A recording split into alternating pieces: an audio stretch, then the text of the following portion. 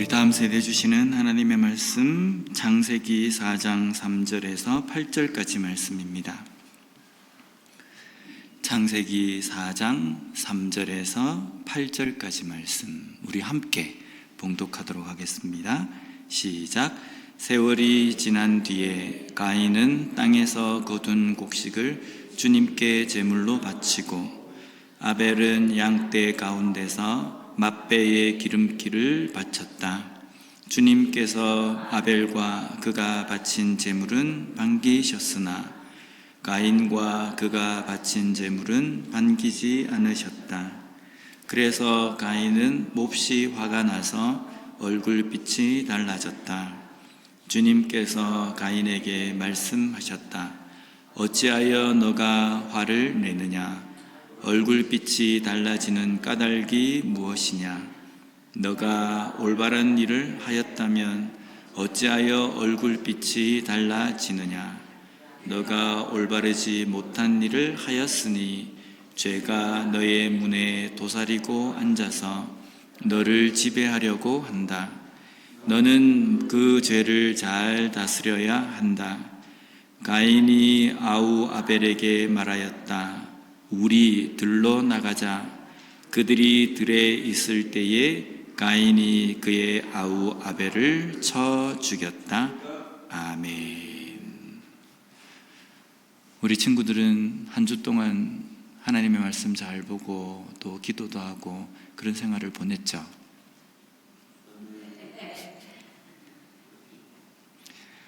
양심의 가책이 들으려고 제가 이 말을 하는 게 아니고요.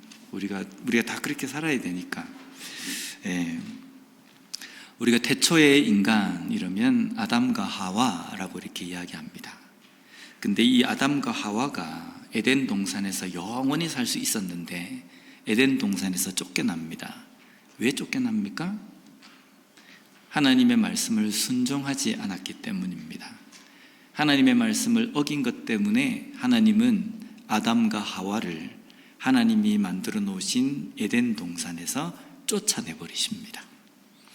쫓겨난 아담과 하와는 에덴 동산 밖에서 살았습니다. 그런데 시간이 좀 지나니까 남자와 여자가 함께 부부로서 살면 아기가 생기잖아요. 이 두 사람에게 아기가 생겼습니다. 두 아들을 낳았습니다. 첫째 아들의 이름이 뭐예요? 가인입니다. 가인의 뜻은 얻었다라는 뜻입니다.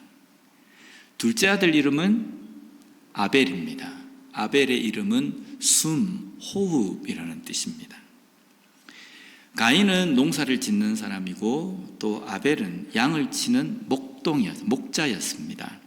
그런데 어느 날 하나님께서 이제 한 해 동안 우리에게 주신 것에 대해서 감사하여서 가인은 가인대로 아벨은 아벨대로 하나님 앞에 제물을 바칩니다. 예배를 드렸습니다. 지금은 우리가 예배라고 이야기하지만 그 당시에 구약시대 때는 이걸 제사라고 이렇게 이야기합니다. 그래서 가인은 자기가 거두어들인 그 수확 중에 곡식을 하나님 앞에 드리고 아벨은 자기가 치는 양들 중에 어린 양을 하나님 앞에 드립니다. 하나님께 곡식을 드린 것은 잘못된 것이고 양을 드린 것은 바른 것이기 때문에 하나님께서 아벨의 제사만을 받으신 것이 아니라 하나님께서 아벨의 제사만을 받으셨습니다. 왜 하나님께서는 아벨의 제사만을 받으셨냐면요, 히브리서에 보면 가인은 하나님 앞에 올바른 제사를 드리지 않았다. 여기 보면 온전한 마음으로 드리지 않았다라고 이렇게 기록이 되어 있습니다. 결국은 하나님 앞에 곡식을 드리든 어린 양을 드리든 마음의 진심을 담아가지고 하나님 앞에 드려야 되는데 마음을 드리지 않은 겁니다. 그냥 형식적으로만 하나님 앞에 제사를 드린 겁니다. 그래서 하나님은 가인의 제사는 받으시지 않으셨어요.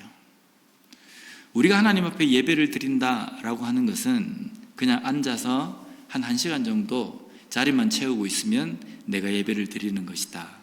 우리가 너무 쉽게 그렇게 생각하는 경향이 있습니다. 그런데 우리가 예배를 드리는 것은 시간을 때우는 것도 어떤 형식을 우리가 채우는 것도 아닙니다. 하나님 앞에 드리는 겁니다. 우리 친구들도 여기 앞에 앉아가지고 우리가 예배를 드리는 것은 이 예배를 하나님께 드리는 겁니다.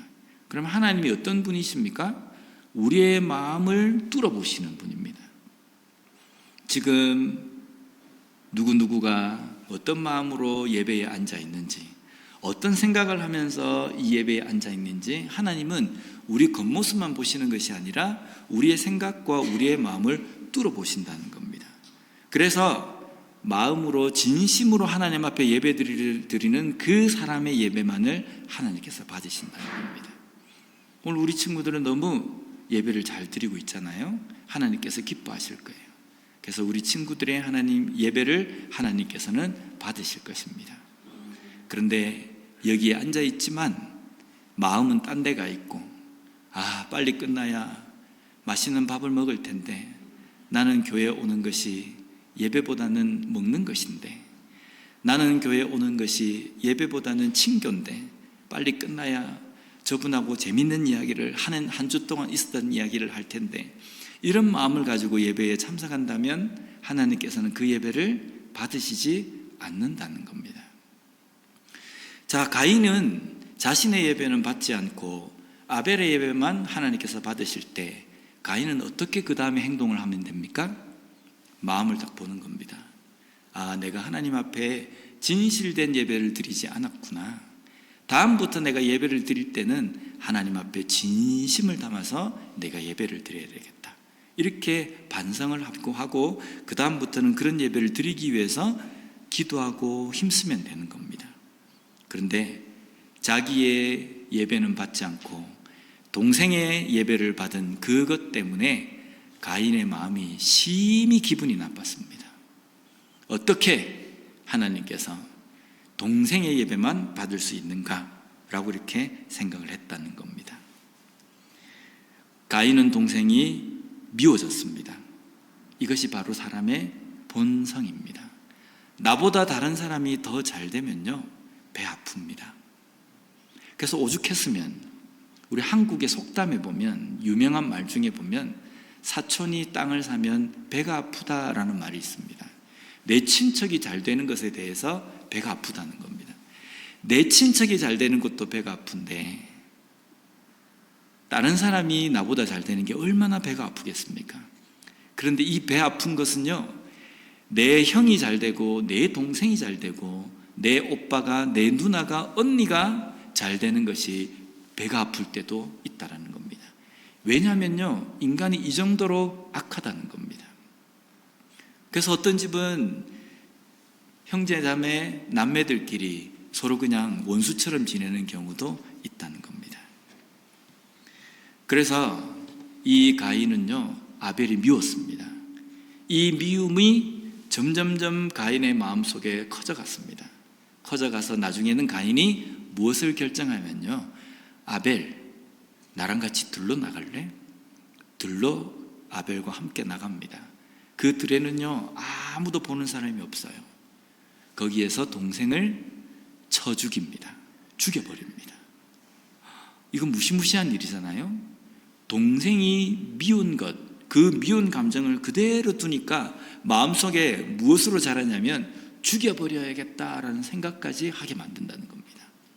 이거는 가인이 우리보다 더 나쁜 사람이기 때문에 이런 생각을 가지는 것이 아니라 이것이 인간의 악함이고 연약함입니다.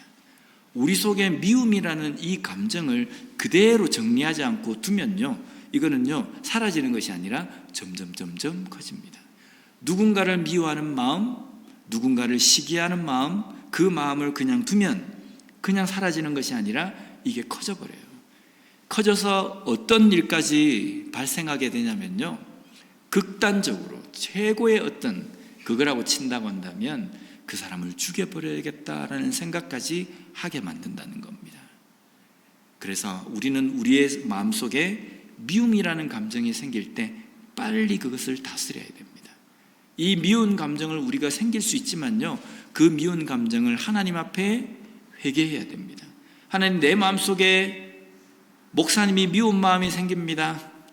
내 마음속에 누구누구가 미운 마음이 생깁니다. 그럴 때에 하나님, 제 마음을 좀 다스려 주시고 어루만져 주셔서 그 미운 감정이 사라지고 사랑할 수 있는 마음이 될 수 있도록 하나님 도와주세요 라고 기도해야 된다는 겁니다. 하나님께서 이 가인을 찾으십니다. 가인아 라고 하면서 하나님께서 이렇게 물으십니다. 9절 말씀해 보면요, 주님께서 가인에게 물으셨다. 너의 아우 아벨이 어디에 있느냐?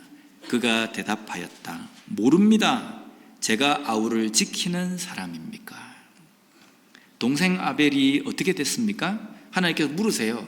가인아, 너 동생 아벨이 어디 갔느냐? 라고 하면 대답이 뭐가 돼야 됩니까? 제가 죽였습니다. 이렇게 해야 됩니다. 그런데 가인은 뭐라고 대답합니까? 모릅니다. 내가 동생을 지키는 사람입니까? 내가 동생 지키는 보디가드입니까? 이렇게 이야기한 겁니다. 이것은 어떤 말입니까? 어떤 태도입니까? 하나님을 속이려고 하는 겁니다. 하나님도 내가 무슨 짓을 했는지 모를 거야. 그래서 이렇게 둘러대면 하나님도 속아 넘어갈 거야 라는 생각으로 그 대답을 한 겁니다. 가인은 두 가지 죄를 범합니다.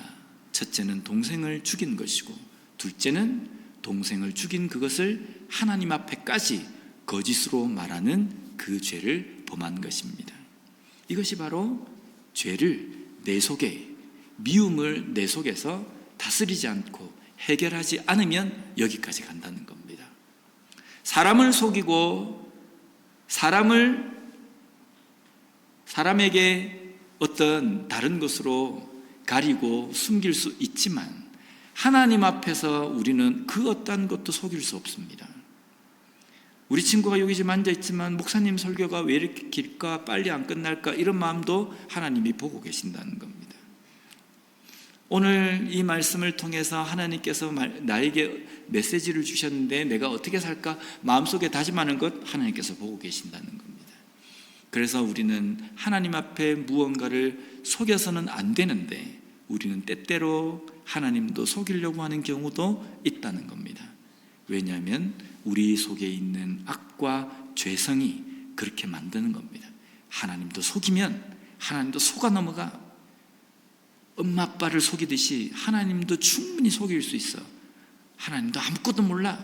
이렇게 우리의 마음속에 소곤소곤하는 것이 죄성이라는 겁니다. 우리는 거짓은 나쁘다는 것은 잘 알고 있습니다. 그런데 그 거짓 자체로 그대로 두면 그 나쁜 것이 점점 더 커집니다. 처음에는 조그만 거짓이지만 그 거짓이 나중에는요, 내 마음을 딱딱하게 만들어 버립니다. 그 딱딱하게 된 마음은요, 내가 조그만 죄를 지어도 양심에 가책이 없는 거예요. 처음에는 거짓인데 나중에는 다른 사람을 때리는 것, 물리적으로 때리는 것, 나중에는 가인처럼 다른 사람을 죽여도 전혀 마음속에 양심의 가책이 없는 사람이 되어버린다는 겁니다. 거짓이라는 것이 별것 아닌 것 같지만 그것을 해결하지 않으면 이런 삶을 살아버린다는 겁니다. 그래서 우리는 조그만 거짓말을 하려고 하는 마음이 생길 때에 거짓말을 할 때에 그것을 뉘우치고 회개하는 사람이 되어야 된다는 겁니다. 우리는 항상 진실해야 합니다. 정직해야 합니다. 그것을 하나님께서 기뻐하십니다. 예배 때도 정직하고 내 삶에서도 정직하고 항상 정직한 사람으로 진실되고 하나님의 백성답게 살아가는 우리 모두가 되었으면 좋겠습니다. 기도하겠습니다. 하나님 아버지 감사합니다. 오늘 말씀을 통해서 거짓을 어떻게 우리가 잘 다스려야 하는지를 깨닫게 해주시니 감사합니다. 내 마음속에 다른 사람을 미워하고 시기하는 마음이 생길 때에 하나님 앞에 기도함으로 그것을 잘 다스려서 더 크게 자라지 않고 사라질 수 있도록 하는 저희들이 되게 하여 주시옵소서. 또한 사람뿐만 아니라 하나님 앞에도 항상 진실된 마음으로 살아가고 정직한 마음으로 살아가는 우리 모두가 되게 하여 주시옵소서. 예수님 이름으로 기도드립니다. 아멘.